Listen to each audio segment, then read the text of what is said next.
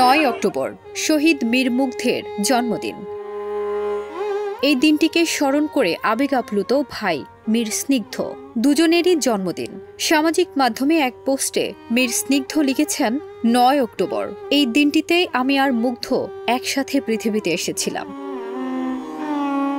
এই দিনটিতে আমি জন্ম ও মৃত্যুকে একসাথে দেখতে পাই। যে দৃশ্যটি সবচেয়ে বেশি চোখের সামনে ভাসে সেটি হলো মুগ্ধকে কবরের মাটিতে শুইয়ে দিয়ে প্রথম মাটি ফেলার মুহূর্তটি। এখনো মনে হয় এই তো সেদিনই তাকে কবর দিয়ে এসেছি। প্রায় ২৪ ঘন্টা ফ্রিজিং ভ্যানে থাকার পরও যখন তাকে দাফন করা হয়, তার মাথা থেকে বের হওয়া রক্তে তার কাফনের কাপড় লাল হয়ে গিয়েছিল, সঙ্গে আমার পাঞ্জাবিটাও রক্তে ভিজে গিয়েছিল। তিনি লিখেছেন, গত ১ বছরে যে দায়িত্বগুলো পালন করেছি সেগুলো করার চেষ্টা করেছি সম্পূর্ণ সততা ও সর্বোচ্চ নিষ্ঠা নিয়ে। আমার কাছে প্রতিদিনই মনে হয় আমাদের শহীদ ভাইয়েরা উপর থেকে আমাদের দিকে তাকিয়ে আছেন। তারা যে স্বপ্নের বাংলাদেশের জন্য জীবন দিয়েছেন, আমরা সেই স্বপ্ন পূরণের জন্য কতটা কাজ করছি, আল্লাহ সেই হিসাব তাদের মাধ্যমে আমাদের থেকে নেবেন।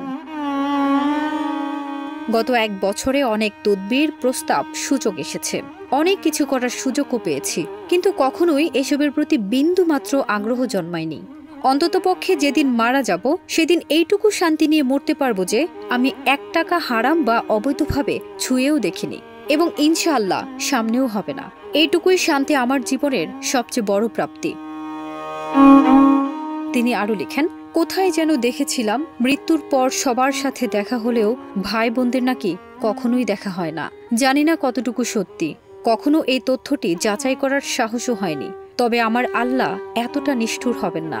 আমার বিশ্বাস, যার সাথে মায়ের পেট ভাগ করেছি, জীবনের প্রতিটি অধ্যায় ভাগ করেছি, অন্তত একবার হলেও আমার সাথে তার দেখা করাবেন।